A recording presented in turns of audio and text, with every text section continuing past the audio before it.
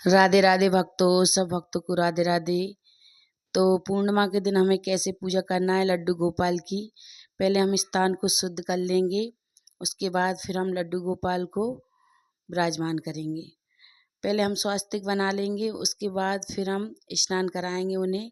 और पूर्णिमा के दिन हमें कैसे स्नान कराना है और कैसे उनकी पूजा करना है वो हम आपको बताएंगे। तो इस बार 2 पूर्णिमा पड़ रही हैं और एक पूर्णिमा है बट पूर्णिमा और एक है स्नान दान पूर्णिमा।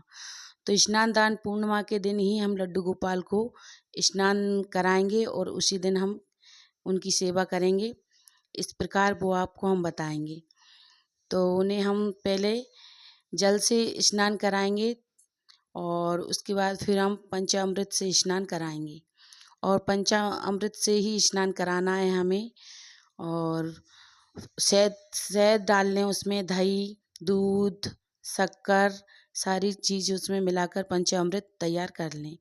और फिर हम चंदन से भी स्नान कराएंगे उन्हें। तो देखिए हमने चंदन से स्नान करा दिया है उन्हें और अब हम करा देते हैं पंचामृत से।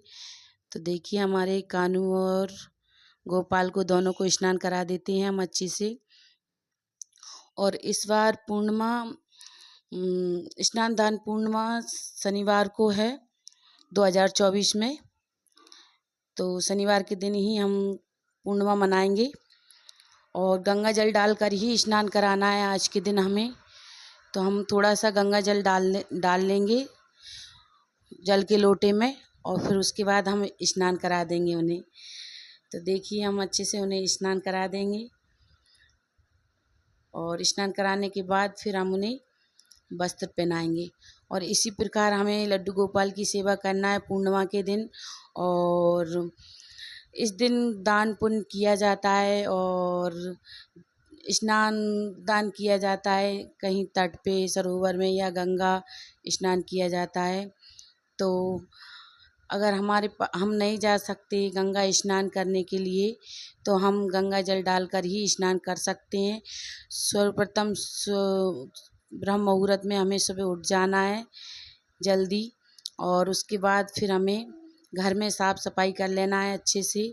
और साफ़ सफाई करने के बाद में ही हमें फिर स्नान करना है गंगा जल डालकर। और उसके बाद फिर हमें लड्डू गोपाल की पूजा करना है। और लक्ष्मी जी या नारायण की मूर्ति हो आपके पास तो उनकी भी हम पूजा कर सकते हैं।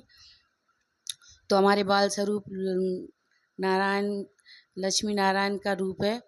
तो देखिए हम लक्ष्मी जी के भाव से सेवा करेंगे और नारायण हमारे बाल रूप में है। तो हमारे कान्हू की ही पूजा करेंगे हम, कान्हू और गोपाल की। तो आपके पास फ़ोटो हो तो आप फ़ोटो की भी पूजा कर सकते हैं और चौकी लगाकर भी आप पूजा कर सकते हैं और मंदिर में भी कर सकते हैं। अगर आपको मंदिर में पूजा नहीं करना है तो चौकी लगाकर पूजा कर सकते हैं। तो चौकी किस प्रकार लगाना है आपको, तो अगर पीला कपड़ा हो पहले पटा लगा लें और पट्टी पर पीला कपड़ा बिछा लें, पीला या लाल कोई भी हो तो आप वो बिछा लें अच्छे से। फिर उसके बाद कलश का स्थापना करना है आपको और अच्छे से शुद्ध कर लें पहले गंगा जल डालकर और फिर कलश स्थापना कर दें। और कलश में आपको एक हल्दी की गांठ लेना है और एक टिन्ना और गोल सुपारी लेना है। तो इस प्रकार आप कलश की स्थापना कर दें और कलश की पूजा कर दें। और आपके पास कलावा हो या आटी हो तो आप कलावा बांध दें, आटी बांध दें कलश को और उस पर स्वास्तिक बना दें। इस प्रकार आपको कलश की स्थापना करना है। और फिर उसके बाद अगर आप मंदिर में पूजा करना चाहते हैं तो मंदिर में भी आप इसी प्रकार कर सकते हैं। तो हम भी करेंगे। पहले हमने कन्नू और गोपाल को शुद्ध कर और फिर उन्हें स्नान करा दिया था। उसके बाद फिर हम कलश की स्थापना कर देंगे और गणपति जी की भी स्थापना करना है हमें। तो गणपति जी को भी हम विराजमान कर देंगे। तो आपके पास गोला सुपारी हो तो गोला सुपारी से कर सकते हैं और नहीं हो तो आटी से भी आप बना सकते हैं गणपति जी। और गणपति जी हों तो आप उनको भी विराजमान कर सकते हैं। तो देखिए हमारे कन्नू और गोपाल स्नान करके रेडी हो गए हैं और फिर हम उन्हें लगा देंगे तिलक। चंदन का तिलक लगाएं, गोपी चंदन का और काशी चंदन का भी लगा सकते हैं। तो इस कलश की स्थापना हम कर देंगे। तो इसमें हम डालेंगे आम के पत्ते हों तो आम के पत्ते भी चलेंगे, और ना हो तो अशोक के पत्ते से भी हम कलश स्थापना कर सकते हैं। तो इस प्रकार करेंगे हम।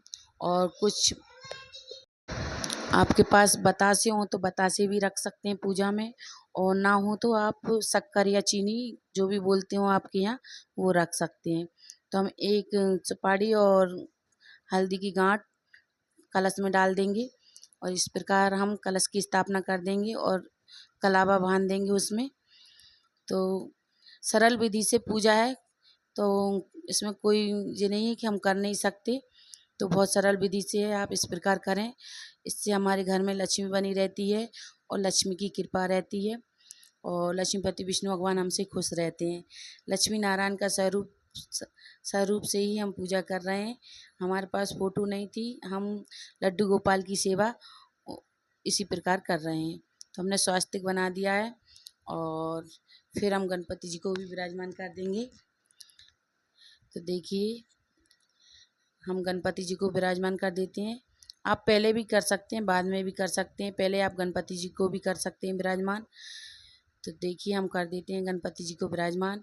तो हम पुष्प समर्पित कर देंगे, और कलश को भी समर्पित करेंगे पुष्प, चंदन, और कन्नू और गोपाल को भी, हमारे ठाकुर जी को भी हम पुष्प समर्पित करेंगे। और जो पुष्प हों आप वो समर्पित कर सकते हैं, पीले पुष्प हों या सफ़ेद पुष्प हों, आप वो समर्पित कर सकते हैं। तो इस प्रकार हम पूजा कर लेंगे। और चंद्रमा को अर्घ देना ना भूलें पूर्णिमा के दिन। तो उसमें आप सफ़ेद पुष्प डालकर चंद्रमा को अर्घ ज़रूर से दें। चीनी डाल सकते हैं आप, और सफ़ेद पुष्प डाल सकते हैं, और उसके बाद हम चंद्रमा को अर्घ दे देंगे। अर्घ देकर ही हमें भोजन ग्रहण करना है, और हम उपवास रखेंगे।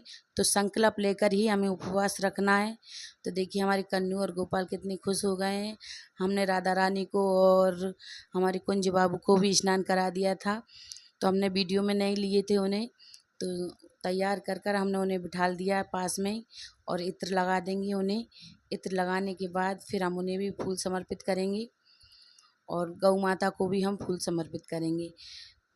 तो देखिए, हम अब दीपक प्रज्वलित कर लेते हैं, और घी का दीपक जरूर से जलाएं आज के दिन, पूर्णिमा के दिन। माँ लक्ष्मी की कृपा हमेशा बरसेगी आप पर, और धन धान से वृद्धि होगी, और घर में सुख समृद्धि बनी रहेगी। घी का दीपक ही प्रज्वलित करें, और तुलसी की लकड़ी का भी दीपक आप प्रज्वलित कर सकते हैं। तो 7 लकड़ी हो या 5 हो, जो भी हो, आप बाती में उनकी बनाकर और घी का दीपक प्रज्वलित कर सकते हैं, जिससे माँ लक्ष्मी बहुत खुश होती हैं। तो देखिए, हमने अब धूप बत्ती जला ली है, और हम पुष्प समर्पित कर देंगे राधा रानी को और कुंज बाबू को। तो देखिए, मेरे चारों कितने सुंदर लग रहे हैं। राधा रानी, कुंज बाबू, कन्नू, गोपाल बहुत खुश हैं। और देखिए, राधा रानी तो मुस्कुराती रहती हैं हमेशा। और आपके पास जौ हो तो जौ समर्पित करें आज के दिन। तिल जौ समर्पित ज़रूर से करें, और इनका दान करना भी बहुत अच्छा रहता है। और आप दान करें, जो भी आपकी सामर्थ्य हो वो आप दान कर सकते हैं। तिल, जौ और जल, या भोजन करा सकते हैं आप पंडित को, या कन्याओं को भी भोजन करा सकते हैं। और हमने दक्षिणा रखी है, दक्षिणा आप कन्याओं को भी दे सकते हैं और पंडित जी को भी दे सकते हैं। तो आप जिसको देना चाहें दान, उन्हें दे सकते हैं। और हम संकल्प ले लेंगे, संकल्प लेकर ही उपवास रखेंगे पूर्णिमा का। और उसके बाद हम हाथ जोड़कर प्रार्थना करेंगे, और फिर आरती कर लेंगे। तो आरती आपको जो आए वो कर सकते हैं। तो हम कुंज बिहारी की आरती करेंगे। आरती कुंज बिहारी। तो आरती हमें ऐसे करना है, और जो आरती आपको आती है वो कर सकते हैं। और जब भी हम भोग लगाएं तो आप भोग में तुलसी पत्ता डालना ना भूलें, और तुलसी समर्पित ज़रूर से करें लड्डू गोपाल को और राधा रानी को और कान्हा जी को, यानी गोपाल जी को, कन्नू को। तो हमने सरल तरीके से पूजा की, और ये पूजा आपको अच्छी लगी हो ज्येष्ठ पूर्णिमा की, तो आप हमारी वीडियो को लाइक करें, और चैनल को सब्सक्राइब करना ना भूलें, और कमेंट में राधे राधे ज़रूर से लिखें। तो हम भोग में यही सामग्री है। राधे राधे।